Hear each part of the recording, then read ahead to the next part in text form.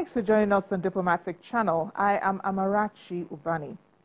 This past week, the United States mission in Nigeria released a statement announcing the indefinite suspension of the Dropbox visa process for Nigeria, meaning that Nigerians who want to renew their B1, B2 visas using the process will now be required to appear in person at the consulate in Lagos or the embassy in Abuja.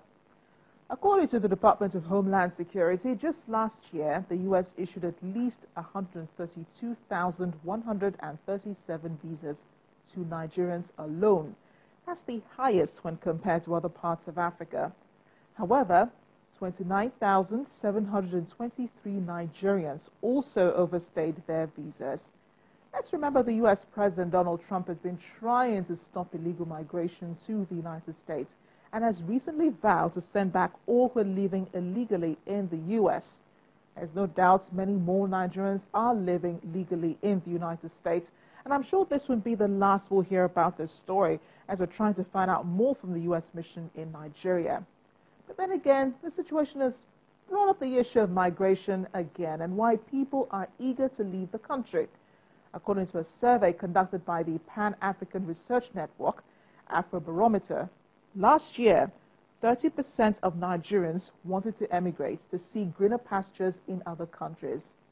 More than 1 in 10 Nigerians have given a lot of thought to emigrating, and 3 in 4 Nigerians want to emigrate for economic reasons, including unemployment, poverty, and better opportunities. Where are they headed? Mainly North America, at least in the last 2 years, Europe coming in a distant second. But proper migration is key. It's also key for migrating within the continent as well, where desperation to get a better life has led many into modern-day slavery. My colleague, Kayla Megwa, recently took a sensitization tour with officials of the International Organization for Migration and the Office of Free Movement and Tourism of ECOWAS and the National Agency for the Prohibition of Trafficking in Persons, NAPTIP, across West Africa. The IOM is improving efforts to stop human trafficking and safe legal migration in the West African region. Kayla had a chat with the Chief of Missions for the International Organization for Migration, Mr. Franz Celestine, on irregular migration in West Africa and why the region needs to begin implementation of a unified biometric identity card for citizens in West Africa. And so far, only 3 of the 15 member countries have begun its implementation at their borders. You say poverty is not the main reason for irregular migration. What do you think is forefront in that regard? Well, it's not the primary driver. Poverty itself may not be the primary driver. There is a number of factors involved in irregular migration. That includes lack of access to social services. That include one of what I think is one of the major factors, aspiration. So if you were to ask somebody, do you see yourself here? If that answer is no, that person will move. That person will migrate. There is the factor of climate change. There is the factor of crises, disasters, be it man-made or natural. And of course, what I would call the Instagram factor, that when you see somebody you know, somebody you grew up with, went to school with, made it, and the next question is, if he or she can make it, I can make it. So there are a variety of factors.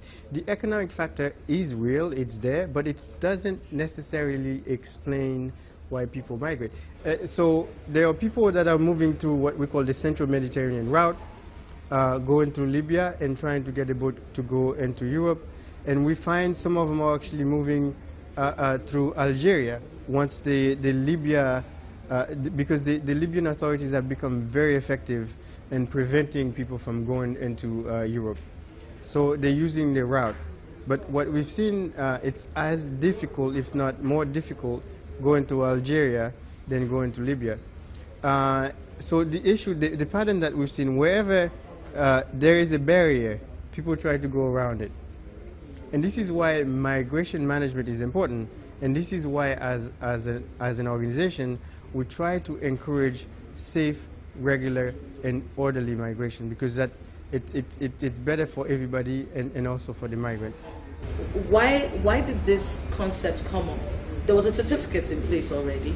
People travel with their international passports. What was the thinking behind coming up with the ECOWAS biometric card? Right. I mean, that's a very good question, because each of the countries have already issued their own national passports, which it's the ECOWAS national passport. The travel certificate existed for people to move within the ECOWAS space. I don't know if you've seen the travel certificate. It's not machine readable, and it's something. It's very easy to forge. So the national passport is a bit more expensive, and the national passport is for travel. It could be good for travel outside of the sub-region, outside of ECOWAS. What the biometric card gives people are two things: identity and the ability to move within the ECOWAS space. It's a credit card size travel document. It allows the people to be identified. Once you have that, you are in some sort of database that you exist as a person and as a citizen of that country. And it gives you the right, so long as that document is valid, it gives you the right to travel within the ECOWAS space. It's easy to carry, it's cheaper, and in fact, the 3 states that are currently issuing this document, they provide it for free, whereas the passport is not. It's cheaper than the national passport, it's easier to carry, and within the ECOWAS space, it gives you identity. So that's what was looking at it. So when the ECOWAS heads of states and government decide in December 2015 to put this in place, they were also looking at security. They were looking at, and this is where we saw the increasing rise in extremist views, extremist elements, and extremist groups. So it was a security measure, and it was a way to reduce harassment on the ECOWAS borders. Because with that document, you identify as an ECOWAS citizen, you have the right to move freely, and you should not be harassed by border officials. That was the intent. How does the ECOWAS biometric card stop irregular migration and human trafficking in the sub-region? Right. So let's look at irregular migration first. Irregular migration is somebody who's migrating without the necessary document. It could be a visa. It could be a document that allows the person entry into a country that is not his or hers. So the national biometric identity card would automatically reduce irregular migration, because a person traveling within ECOWAS is an ECOWAS citizen in possession of that document, gives them the right to move. That reduces irregular migration within the ECOWAS space, but it doesn't necessarily relate to people migrating outside of ECOWAS.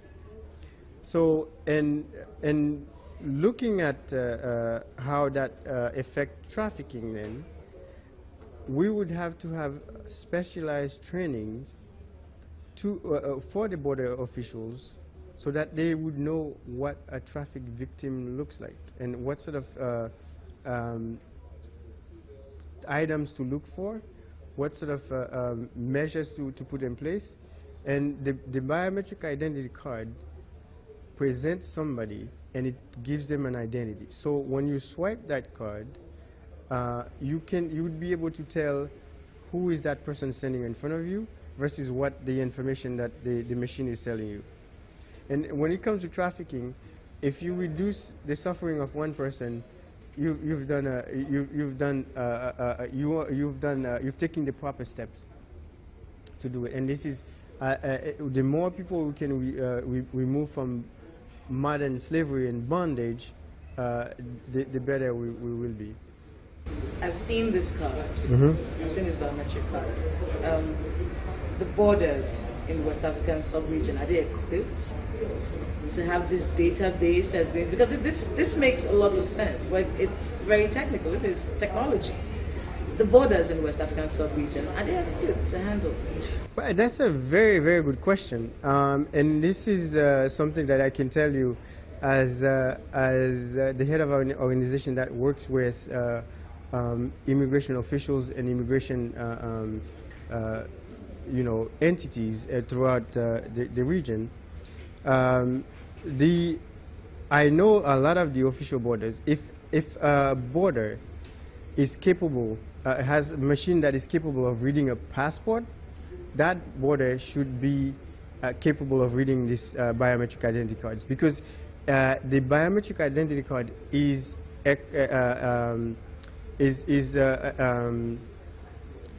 it has the MRZs, just like you see the MRZs. It looks like a hieroglyphic in the passport. With any machine-readable passport, you see this MRZ line that you can swipe. It's the same that this biometric card has. Why? Because it's ICAO compliant. And if all of the member states make their cards to be ICAO compliant, then it should be read by any machine that can read an MRZ line. That brings me to the governments in West African sub-region. They're all in agreement about the ECOWAS biometric card. Are they being compelled? Are the countries being compelled? Do they have a timeline when they're supposed to, ensure that the certificate is no more used? Is there a timeline for African countries, and when is it? 2016 would have been when the member states were supposed to start using it, start putting it in place. As you know the 3 member states that are doing it, and now we're currently working with the Nigerian Immigration Service to put one in place. We're in the advanced stages of putting the basic foundational stones in place to get this done.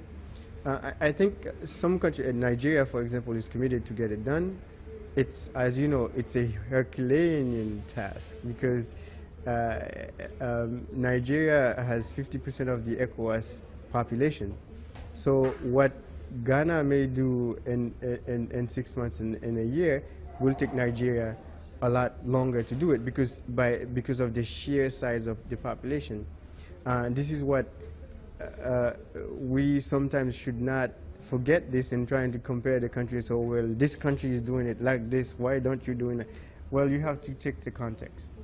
And this context is going to be very difficult it would have been difficult for any government to do. And so it's important that on looking at the Nigeria side, like we be patient, and so long as we see forward progress, then we're doing good. So this is what we're trying to do. This 4-day campaign, was it a success, would you say? I think it was. We had our glitches, as you saw. But I think it was, and I'll tell you why I believe it was successful. There were a couple of key things that we noticed. We noticed that some border officials assume that free movement means people moving freely without the proper documentation. That's not what the ECOWAS 79 protocol says. It says that ECOWAS citizens in possession of a valid travel document is free to move within the ECOWAS space. So those who are moving without the documents are not, supposed to. But then, so seeing and hearing this from the border officials, and for us to provide that information and correct their perspective on this was good. Listening to what the transporters are going to in terms of harassment on the border, and providing them the necessary tools to reduce that, such as phone numbers, hotlines, and the people to contact, that was a success. Imagine if we can do this in every single ECOWAS border post and changing the minds of the drivers, because now I think they feel empowered. Having been exposed to this, having had the conversation with us on this, I think they now know they have a new tool to deal with harassment. They can pick up the phone and start calling people. They can stand up assuming they would put that to use.